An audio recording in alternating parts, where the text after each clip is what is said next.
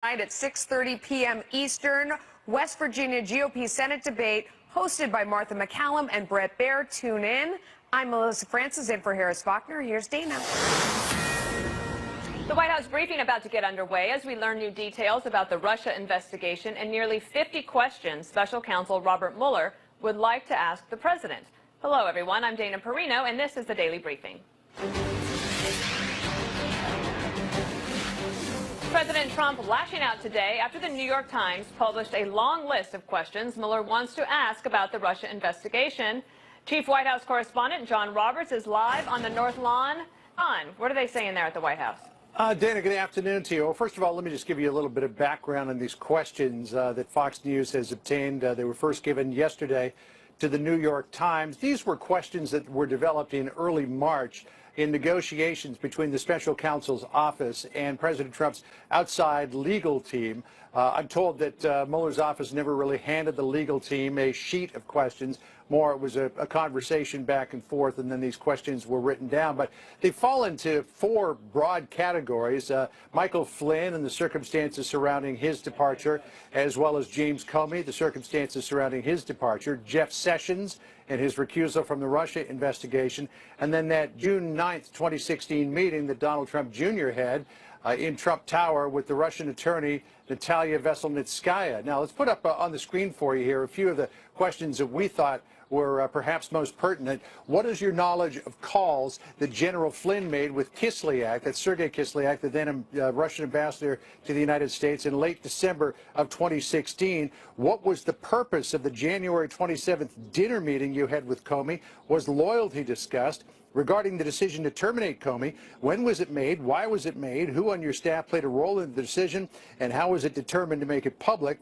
What did you think and what did you do regarding A.G. Sessions' recusal? What did you think and what did you know about the June 9th, 2016 meeting in Trump Tower and that it might be disclosed? And what involvement did you have in the communication strategy regarding that Trump Tower meeting and the release of Don Jr.'s emails concerning the same? You'll remember, Dana, that on his way back from the G20 summit in Hamburg, President Trump aboard Air Force One, together with members of his team, crafted that initial statement after that meeting was disclosed, and then the fact that Donald Trump Jr.'s emails had been disclosed about that meeting as well. So you can see there that Mueller is looking into not so much collusion between the Trump campaign and Russia, though there are questions about that, but a lot of this appears to go to the idea of obstruction of justice. So that may give us an indication of where Mueller is taking things. I remember all of my internal alarm bells going off when I found out about that Air Force One drafting of the document just based on experience. That means everybody there is going to have to be questioned about it. And they already have, I think, yeah, except for the president. I wanted to ask you also about this other story, because the White House is pushing back on a story that NBC put out last night that Chief of Staff John Kelly called Trump a, quote, idiot. Kelly says he himself is saving the U.S. from disaster. That's according to the report. And NBC says it's quoting four White House officials who say they've witnessed the comments. But the president is pushing back, saying this is not true, it didn't happen. John Kelly saying it didn't happen. But it's unusual to find four sources like that and make them up. Yeah, it's unusual to find four sources like that, Dana, unless you've got four people inside the White House who are actively trying to kill you because they think that you are standing in their way. And I'm also told that a lot of this is coming from the outside as well. The president tweeted about it this morning. John Kelly put out a statement yesterday. We'll read it for you. He said, quote, "I spend more time with the president than anyone else, and we have an incredibly candid and strong relationship. He always knows where I stand, and he and I both know the story is total BS. That sounds like John Kelly. I am committed to the president, his agenda, in our country. This is another pathetic attempt to smear people close to President Trump and distract from the administration's many successes." You know, one of the alleged incidents occurred during a meeting on immigration, and Kelly, according to this report, said the president doesn't understand DACA, doesn't know anything about it, he's an idiot. Well, I talked to somebody who was in the room who says Kelly never used the word idiot. I mean, didn't say that he didn't use other words, but never used that particular word. But there's no question here. I think what this illuminates is that John Kelly has got a big problem inside the West Wing, and that he has got some people who are gunning for him, and he needs to have all of his political acumen up and running in order to try to fend that up. But he does seem to have the confidence of the president. Yeah, at least for the I mean, moment. certainly he has plenty to do. Interesting, though, I think the most important thing that you just told me is that some of it's coming from the outside. So I will keep that in mind going forward. Right. Thank you, John Roberts. Thank you. Joining me for more on the Mueller investigation is former Justice Department prosecutor James Trusty. Mr. Trusty lawyer, let me ask you first, how typical is it in a situation like this for questions that the FBI or the investigators want to ask of somebody, a person of interest, like Donald Trump, that they would actually provide those to the lawyers? It seems unusual to me. Yeah, Dana, you're right. It is. I would bet Michael Flynn wish he had that luxury in terms of the questions that he got. But it's very unusual, and it might reflect a feeling that the Mueller team isn't going to get an interview if they don't try something like this. Now, John Roberts went through some of the questions he thought were really interesting, but your perspective as a lawyer and someone who has worked at DOJ, what do you think, if you have your top 4 questions, what would they be? I do. I mean, and let me just say, all the questions are pretty open-ended, and they come off a little more innocuous than they might end up playing out.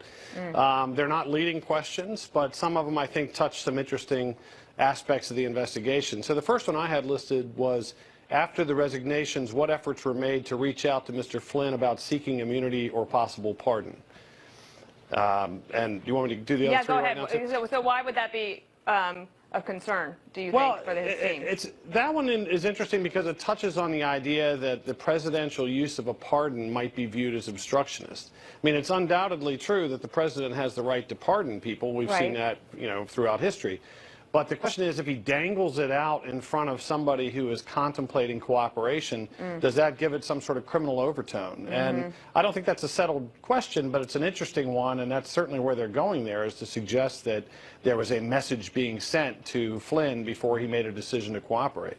And I think I have your second one here, which was, what was the purpose of your February 14th, 2017 meeting with Mr. Comey, and what was said? What do you think that tactic is?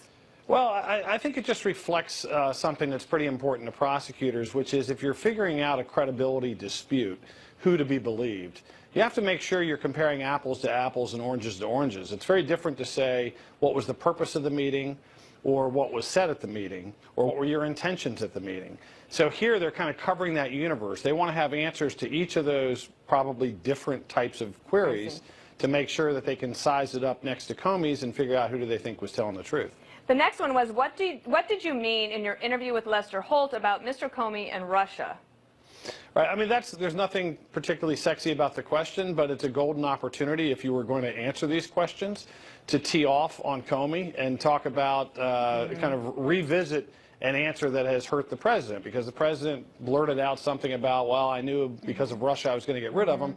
Well, here's an opportunity to say, no, I was going to get rid of him for 100 reasons, and here they are.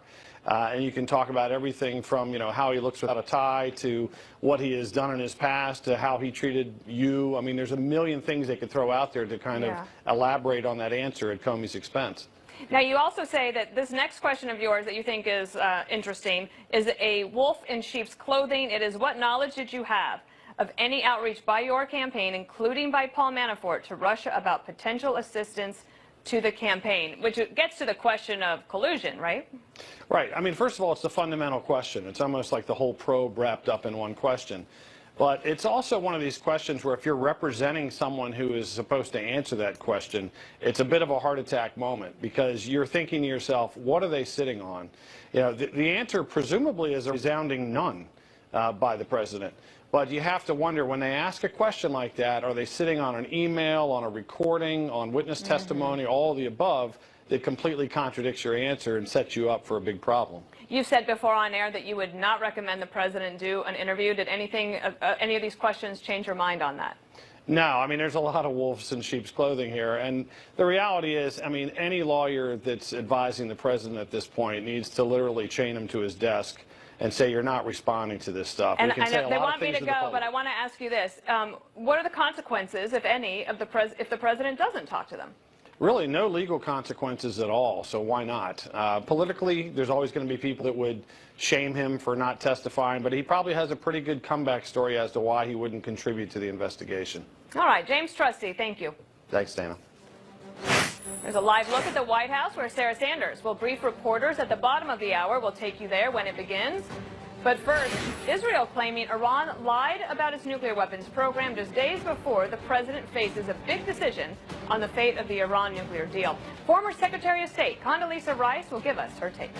Welcome the crew and passengers of the Southwest Airlines plane that was forced to land after an engine failure a few weeks ago. Let's listen in. That's what I do. Good. Thank you very much. Our hearts break for the family of the passenger who tragically lost her life, Jennifer Reardon. We send our prayers to Jennifer's husband and their two beautiful young children. We ask God to hold this family close as they grieve the loss of a loving wife and mother. And I've seen so much about Jennifer, and she must have been a fantastic woman, really a fantastic woman. So, we're also joined by crew members Catherine Sandoval, Sanique Mallory, and Rachel Fernheimer, who displayed exemplary leadership in making an emergency landing in Philadelphia. And I want to just thank you folks. Fantastic job. That's really fantastic. You're a little bit nervous up there? Not at all. You knew who was piloting the plane, so you had no problem, right? That's a fantastic job. Really, they said you were calm and strong and cool. Thank you very much. Thank you. Captain Schultz, I especially want to commend you for your life-saving actions. It's everybody's talking about it. They're still talking about it. They'll be talking about it for a long time. I understand you are one of the first women ever to fly tactical fighter aircraft in the United States Navy. You drew from years of training and safety, and you knew how to land that plane. We salute you and every member of this crew. Thank you very much.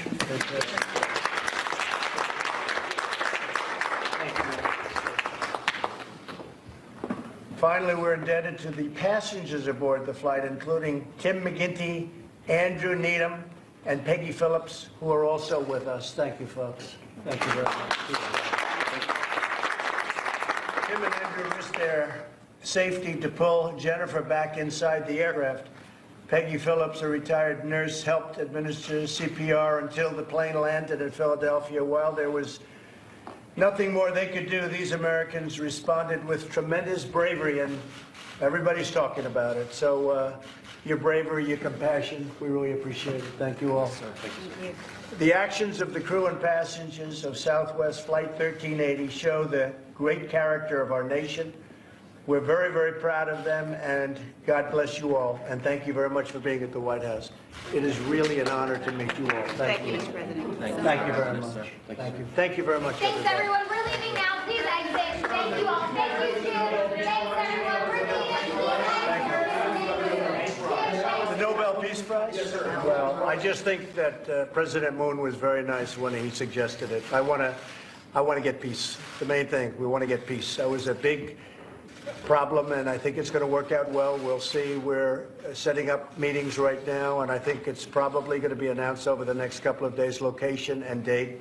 But I thought it was very generous of President Moon of South Korea to make that statement, and I appreciate it. But the main thing is to get it done. I want to get it done. Thank you all. Thank you very much. Thank you. Thank you very much. Thank you very much. Thank you. Thank you. I may. I'm not sure. Thank you. Thank you very much. Thank you. Always difficult to get the press out of the Oval Office. That's President Trump meeting with the passengers and crew of that Southwest Airlines flight that we, of course, covered with its emergency landing a little bit ago. And he's also talked about North Korea, saying that the meeting will take place and location will be announced hopefully forthcoming soon. So we'll have to stay tuned for that, of course. Meanwhile, new questions raised after Israeli Prime Minister Netanyahu's bombshell allegations that Iran has lied about its nuclear weapons program for years. President Trump has until next week to decide what he wants to do with the deal. Today, Netanyahu said something has to be done. It's either fully fixed or fully nixed. Fully fixed, you need a major overhaul. It really means a new deal. But, you know, the person who is going to make that decision for the United States is one person. That's President Trump. And I trust his judgment. I know that he'll do the right thing. And I said yesterday, he'll do the right thing for America, the right thing for Israel, and the right thing for the security and peace of the entire world. I'm joined now by the co-authors of Political Risk, How Businesses and Organizations Can Anticipate Global Insecurity, former Secretary of State Condoleezza Rice and Amy Sagart, Davies Family Senior Fellow at the Hoover Institution, and I can't think of a better timing for a book to come out than this one. Thanks for being here today. Nice to be with you, Dana. Always. I feel I have to call you Secretary Rice. don't. And I know No, it's no. hard for me. But earlier today, I heard you explaining about how when you go into negotiations with North Korea, you have to be mindful that there are other parties that have interests involved. Does the same advice apply to the Iran deal and the president's decisions there? Well, it certainly does apply to the Iran deal in that it was negotiated with our allies, with the Russians and with the Chinese and with the Iranians. But I think the difference here is that the president has signaled many times that he doesn't like this deal. And frankly, I didn't support the deal at the time. I think we could have gotten a better deal. I probably would stay in it for alliance management purposes, but it won't be the end of the world if the president decides to end this deal. Hopefully, when he talked to President Macron or to Chancellor Merkel, they had some ideas about how to improve the deal, particularly on verification. What Prime Minister Netanyahu really demonstrated is that the Iranians were lying about the extent of their nuclear program. We've known that for some time, but now we will know more about that. And that means that you really have to have strict verification. And frankly, this deal doesn't have very strict verification. Right, that has been one of the flaws, of course. Let me move on then to North Korea and ask you about, you've been asked a lot about it. I wanted to ask, how do you respond to criticism that the Bush administration should have fixed this long ago? Well, we certainly tried to fix it. I think I was the last Secretary of State to actually negotiate with the North Koreans, Kim Jong-il, with Kim Jong-un's father. And indeed, we put a package on the table.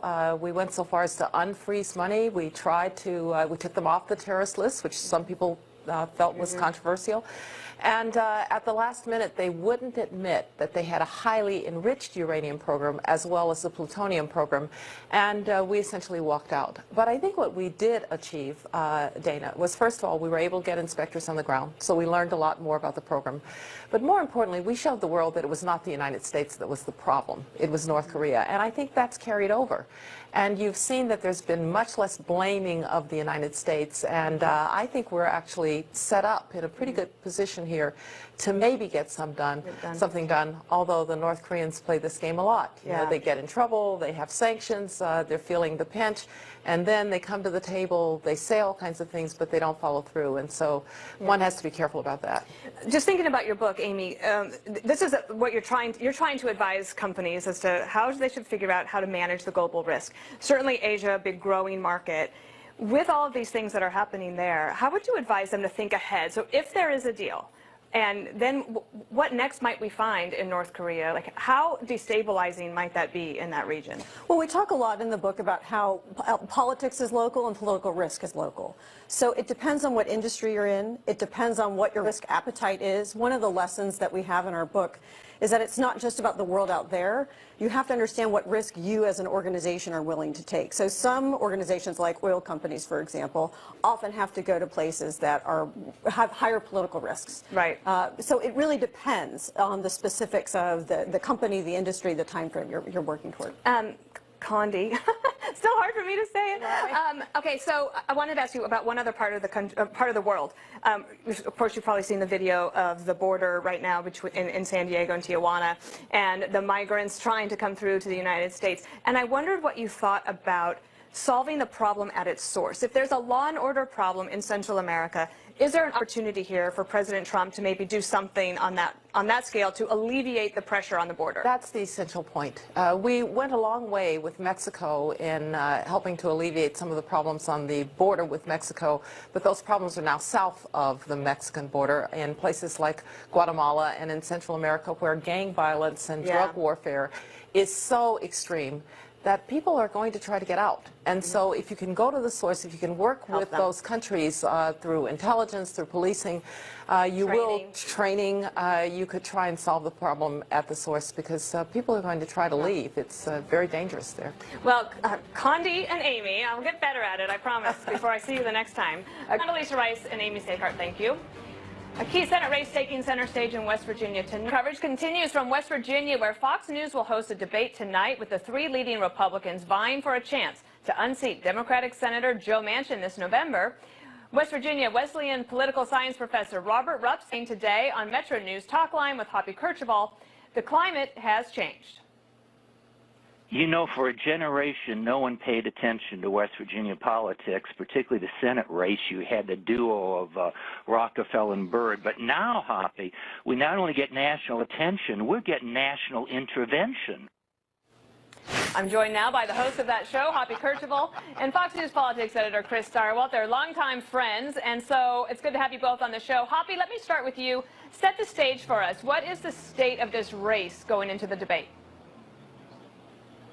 Well, this is just like Robert Rupp said, intervention. You guys are in here. This is a national story now.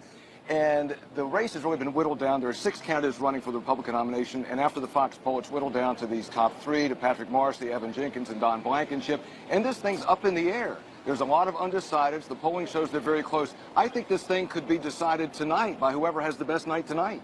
Oh, well, you just and I would answered say the West question I Virginia's had for needed Chris. an intervention for a long time. Chris, I wanted to ask you about that. It gives me. I wanted to ask you about that. The question of, can a debate like this really have an impact and be the deciding factor going into the final stretch of this election?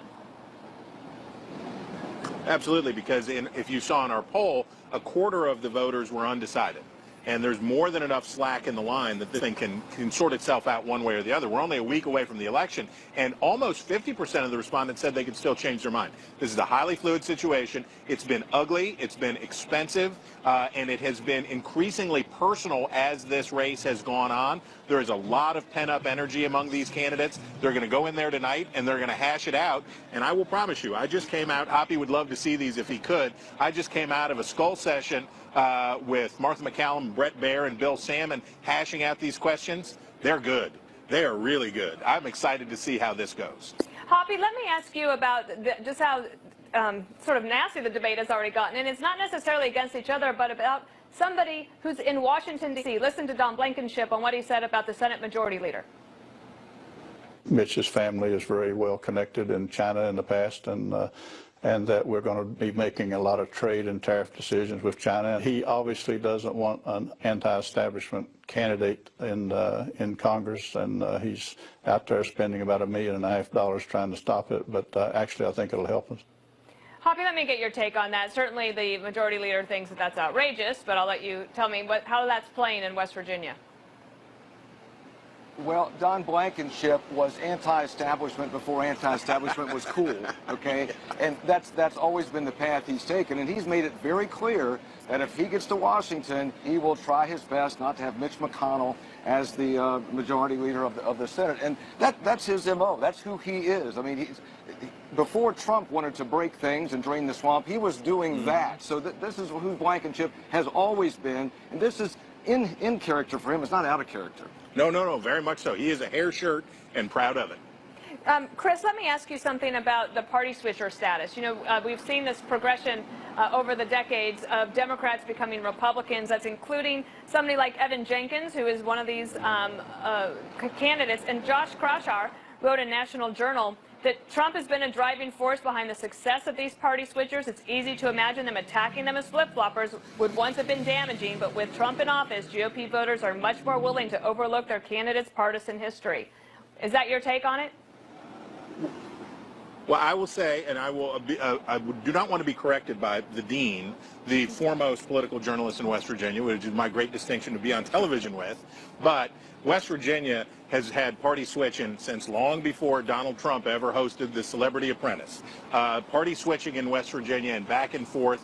The current governor of West Virginia started as a Democrat, and you can go back in time immemorial. The lines get blurry. What West Virginians care about is, are you going to be true to them? Are you going to bring it home for them? Are you going to be for West Virginia? Jenkins' bigger exposure, maybe than being a party switcher, is in fact, are you too swampy? Are you independent-minded enough? Are you going to be able to do for the 35th state what other people won't? That really becomes the toughest question for him in a state that is ancestrally and historically Democratic. All right. Looks like you guys are going to have a good time tonight. Chris Stirewalt and Hoppy Kercheval, thank you. And be sure and tune in to the GOP Senate debate tonight at 6:30 p.m. Eastern on Fox News. Brett Baer and Martha MacCallum are the moderators. And as Chris said, they're currently working on their questions, and we're going to have them on the 5 tonight, too.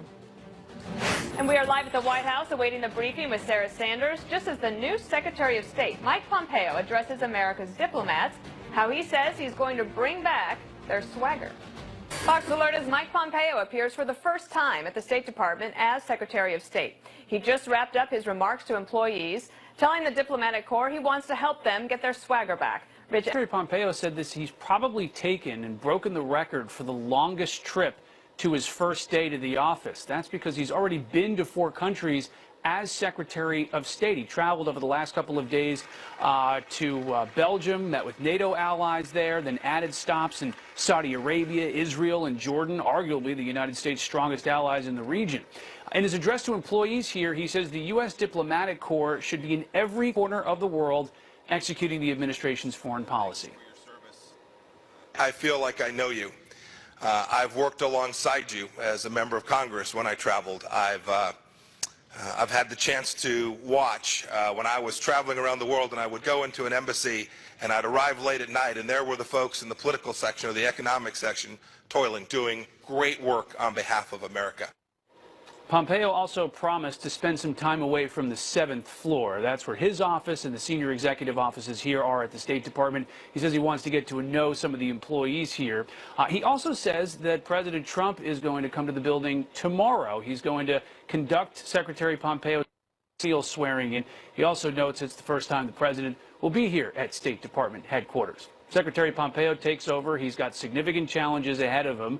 The State Department openly acknowledges a significant morale problem here. Pompeo's predecessor, Secretary of State Rex Tillerson, led an unpopular redesign of the department, including a hiring freeze and staff cuts. There were and are vacancies in senior positions. Officials here say they hope Pompeo's relationship with the president will help increase the pace of those appointments. Then there are the international challenges. As CIA director, Pompeo was also leading the organizing between North Korea and the United States for that meeting between President Trump and Kim Jong-un, even met with Kim Jong-un in Pyongyang.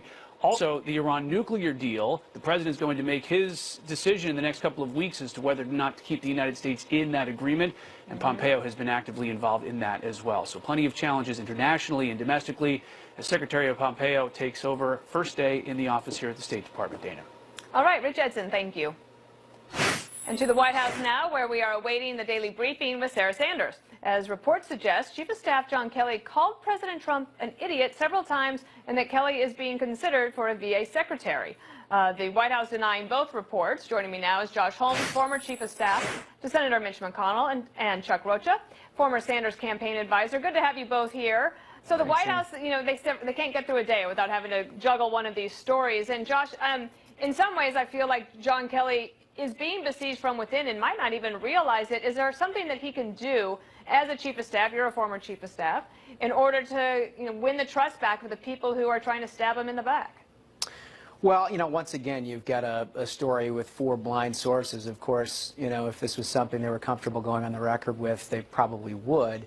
There is no question about it. There's a kind of a cottage industry, both within the White House and outside of it, that is out to get General Kelly. And part of that is because he has installed some rigorous order within the building, and people don't like the fact that the open door policy is over, and so he's been subject to quite a few of these stories. I think they just have to get beyond this. I mean, the thing that you can do as the Chief of Staff is just continue to execute, which is what I think he's doing here, and I think that'll serve him well. Chuck, any thoughts on this? Well, when are we going to get beyond it? Seems like every day there's something like this that comes up, and it ain't as much a cottage industry as you have folks within who are coming at each other. Now, that's been there throughout history and throughout different administrations, but we've never, ever seen anything like this and the turnover that you've seen over and over again. And let's be clear, Mr. Kelly is a military man, and he did come in and he gave discipline. But there's a lot of people in there who don't like to be told what to do, including our president, so that's why you have this situation. Let me ask you, Chuck, also about another story that, it caught my eye, and there's just so much news that's breaking, and I know that a lot of things just sort of get washed over. But yesterday there was a report, Sarah Carter reported it, and CNN as well, that apparently the physician for Vice President Pence was one of the people that had raised concerns about Ronnie Jackson becoming the Veterans Affairs Secretary, or Veterans Administration Secretary. And to me, that would signal some pretty interesting battles internally on the 18 acres there at the White House. Because if the Vice President's office was somehow, knowing that was happening, and John Tester, the senator from Montana, is going out talking about it, and then the president's calling for him to resign, for Tester to resign. It feels like a very tangled web. Oh my goodness, there's something going on every day, and as a Democrat, I eat my popcorn and sit back and just watch. Now think about this, in politics, and this is the golden rule, you do not mess with somebody's spouse. We saw that with Ted Cruz during the primaries, and that's what you're seeing right now with the vice president, because you won't get the hair on somebody's back up real big, like they say in Texas. Mess with their wife. Go ahead and say something and put them out there and expose them, and that's what's happened now. And Mike Pence ain't playing. And it's so interesting to see the backstory on this, and when I read the article, I was like, man, you just don't do that. You don't mess with a man's wife. Well, and Josh, what do you think? Because there are, now all the guns from the right are trained on Tester. Will he be able to, will he, suffer some damage from this? Well, as well they should be. I mean, I think I can help untangle this a little bit. It's not the vice president that's going after Ronnie Jackson. It's the left in attempting to get Jon Tester out from underneath what was a totally contemptible attack on this man's character. Dan, I know when you were in the White House and when I was in the Senate, if I would have put a document out that had literally criminal allegations against somebody without any sort of justification or corroboration, I'd have been fired the next day. But this guy feels comfortable enough to go on cable news and brag about it. So, look, I think Jon Tester is in a really bad place right now. I think the president is absolutely right to criticize him, and I hope the people of Montana hear it loud and clear. Let me also take you then, while we wait for Sarah Sanders at the briefing, to talk about the issues at the border. Chuck, in some ways, I said yesterday on the 5 that the video from the situation down at the border right now, Tijuana and San Diego, is almost like an in-kind contribution to the midterm election for Republicans and for President Trump himself. Do I have it wrong on that? Let me be clear, I own the largest Latino-owned political consulting firm in America, and it's not good imagery even for my sake, okay? Because I'm out fighting for the rights of immigrants who are trying to come here and be American citizens. I'm even for people coming from Central America who are running away as refugees to protect their family, protect their wives and their children. The imagery of people sitting on the wall is probably not the best, because I'm going to see that in every political ad where I'm running somebody in Southern California, in Arizona, and Texas. They're going, there's immigrants pouring across the country, and they're jumping over walls, when that's actually not what they're doing. They were standing on top of the walls waving flags. Our immigration system's been broke. It's been broke for a long time. We should fix it once and for all in Congress. Josh, your thoughts on that? And will anything happen before the midterms legislatively? Yeah, I mean, look, from a humanitarian standpoint, it's an extremely concerning issue. Obviously, you don't want to see anybody suffering on the border, but it does highlight the broken system. It highlights exactly what President Trump has been saying. And here's the thing. We've had for 2.5 weeks, we've been talking here on Fox News about this caravan coming to the border, and I think it's been loud and clear from DOJ exactly what's going to happen once they hit the border. So I don't think anybody should be surprised that we've gotten to a place here where they're going to actually enforce border policy for perhaps the first time in generations. I think this highlights one of President Trump's strengths. Actually, I was just looking down because Attorney General Sessions had said there's the zero tolerance policy means zero tolerance. That's what they mean on that. All right, well, we're going to still wait for Sarah Sanders. Thank you for joining me. Josh Holmes and Chuck Rocha, thank you. So as I mentioned, there's a live look at the White House as we await a briefing from Sarah Sanders. We'll take you there once it starts. Plus, with the deadline quickly approaching, some say the Trump administration is giving mixed messages as to their feeling on the Iran deal. A closer look at that next. On the Fox News deck, live look at the White House here. The Press Secretary Sarah Sanders expected to take reporters' questions at any moment now. We'll see if she comments on President Trump's doctor telling NBC News that the president's bodyguard and lawyer raided his office last year and took the president's medical records. Plus more on the leaked questions from the special counsel Robert Mueller.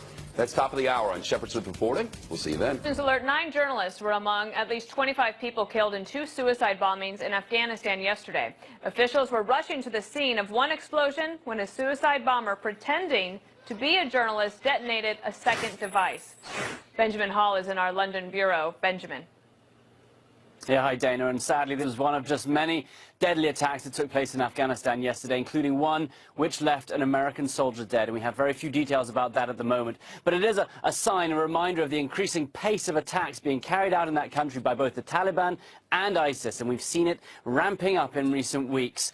The first major attack in Kabul left 25 dead, including 9 journalists, as you say, some of them working for major international agencies. It happened in a heavily fortified district near NATO headquarters, and it's a reminder also of the lack of security in the capital as well as in the country.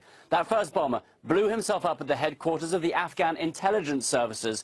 The second, dressed and posing as a cameraman, waited until journalists arrived on the scene, walked amongst them, then blew himself up, targeting them specifically. Also yesterday in eastern Afghanistan, one U.S. soldier was killed, and that was along with several other Afghan troops in a combat operation. Little else is known. In Kandahar, 8 Romanian soldiers assigned to NATO were also killed in a car bomb, and that same car bomb left 11 children dead at a school. And in Khost, a BBC reporter was shot and killed as well. US and Afghan forces have ramped up attacks and airstrikes against the Taliban and ISIS, but they remain strong in the country. Taliban fighters are now openly active in at least 3/4 of the country. And just last week, the Taliban announced the new spring offensive, and so we expect to see the bloodshed continue, even ramp up in the coming days and weeks. Back to you. All right, Benjamin, thank you. Press Secretary Sarah Sanders about to take the podium after dozens of questions from the Mueller investigation are given to the press. We'll bring that to you live as soon as it begins.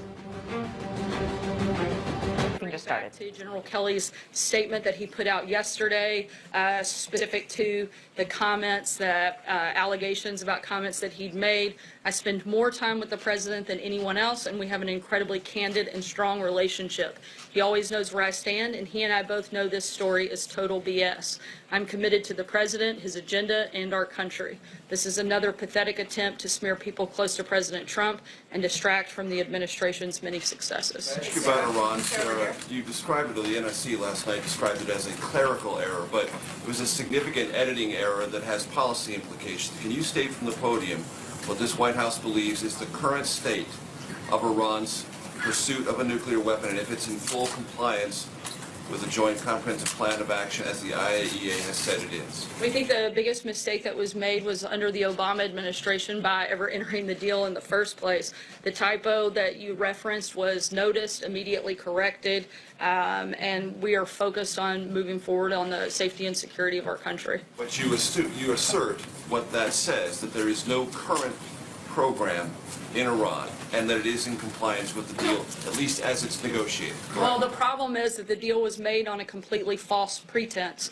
Iran lied on the front end. They were dishonest actors, and so the deal that was made on things that weren't accurate. And we have a big problem with that, particularly the fact that Iran's nuclear capability were far more advanced and far further along than they ever indicated, which if this nuclear deal maintains as it is right now, when the sunset provision hits in 7 years, they will be much further along in the process and and able to make a nuclear weapon much quicker than they've ever indicated before. And that's a big problem.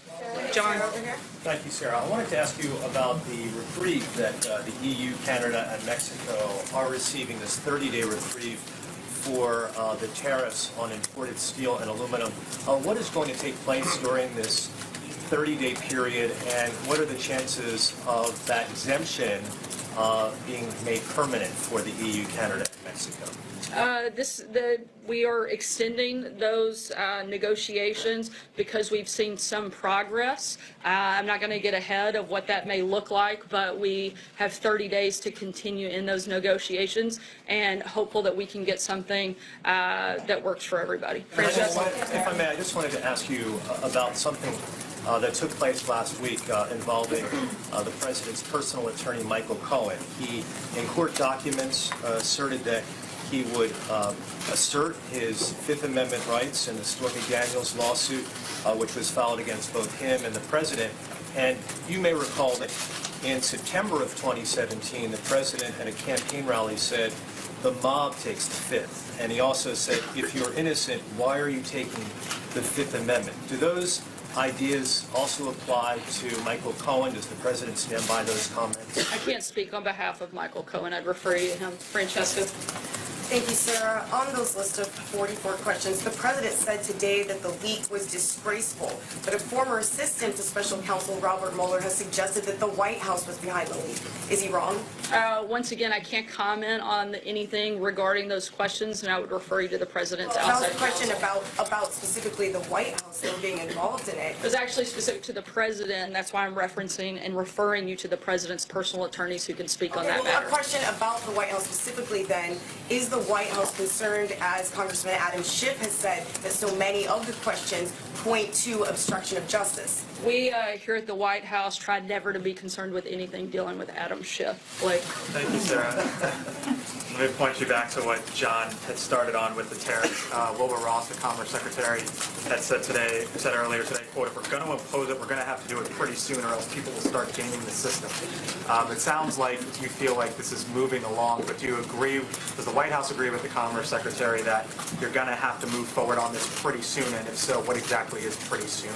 Certainly, it's a 30-day extension, and we expect for these negotiations to be completed at the end of those 30 days. So will this be the last of the 30 days then?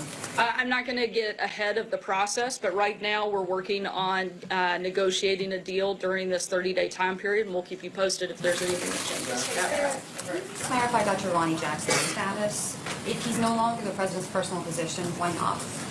He's still a active duty Navy doctor assigned to the White House, but upon his nomination to the Department of Veterans Affairs as the secretary, an acting doctor was put in his place, and Dr. Connolly will remain there. Why is that though? Why not bring him back in that role if the president was so happy? Again, Dr. Connolly had already assumed that role, but Dr. Jackson continues to be an active duty Navy doctor that's assigned here at the White House, where there are a number of doctors that are part of the White House medical unit. And does the president have any response to the defamation suit filed yesterday by Stormy Daniels? I don't have anything for you on that. So, 2 questions for you. Why did Keith Schiller, who was a White House employee at the time, go and take medical records from the president's personal doctor last year? As a standard operating procedure for a new president, the White House medical unit took possession of the president's medical records. It was characterized as a raid. Is that your understanding of what happened? The doctors seemed to be pretty upset about it. No, that is not my understanding. And my second question, Sarah, just relates to the... Actually, this is your third question. No, thank you. You talked about, you made it very clear you don't want to get into this list of questions from the New York Times, which is fine, but the president has tweeted about it. He's talked about how none of these questions relate to collusion, but that's not true. Over a dozen of them do. We've talked about accuracy from the president in the past. Why is he mischaracterizing these reports? Once again, I'm not going to get into the back and forth on matters involving the special counsel, and I would refer you... Involving the special counsel, that's the it certainly has implications with the special counsel, and I'm not going to get into a back and forth on it. I refer you to the president's personal attorney. Sarah, just to follow up on Hallie's first question, there are some today who are essentially saying that what has happened with the president's former personal doctor was a burglary. The way Keith Schiller busted in and essentially... I don't know, it's some. I think there's one, but not some. Well, what's your response to that characterization? Once again, that it would be a standard procedure for the president and newly elected president's medical records to be in possession by the White House medical unit, and that was what was taking place, is those records were being transferred over to the White House medical unit as requested. If I could ask a second question, there are some allies of the president's up on Capitol Hill who are apparently drafting articles of impeachment for the Deputy Attorney General, Rod Rosenstein. Is it the president's belief that Rod Rosenstein has either committed a high crime or a misdemeanor? I'm not aware of any belief of that. Does the White House then not endorse that drive? Would the White House call on these members not to pursue that? I haven't seen the specific document, but we don't have any personnel announcements, and we're continuing to move forward with the Department of Justice. Sarah, there are 2 questions. There are questions percolating about James Shaw Jr. And the president. The president has he called him? Is he planning on meeting with him? He's talking to heroes. He had the heroes of the Southwest flight in the Oval Office today. You said something about James Shaw Jr. last week, but is the president himself going to reach out to him? Will he come to the White House? My understanding is that there has been an outreach effort to bring him here to the White House, and I'll keep you updated on that as I have more information. Okay, and second question. Payoffs, hush money, Russia trolls, Facebook, WikiLeaks, DNC had Comey email investigations on the eve of the election, allegations of collusion. Do these issues give support to those who say, who offer questions about the president's legitimacy? I'm not sure I followed the question, but I think the fact that millions of Americans came out and voted for and continue to support this presidency makes him pretty legitimate. Steve? The friendly announcement yesterday, how is that affecting the president's thinking about what to do about the Iran nuclear deal? Certainly the fact that the deal was made under false pretense is problematic, but the president's been very clear that he thinks the deal is one of the worst that we've ever seen, and we'll keep you posted when he's made a final decision on that front. When did the president first hear about this? Was it in early March when he spoke to Prime Minister Netanyahu? I'm not aware of the exact date that the president was made aware, but the White House and the president were made aware prior to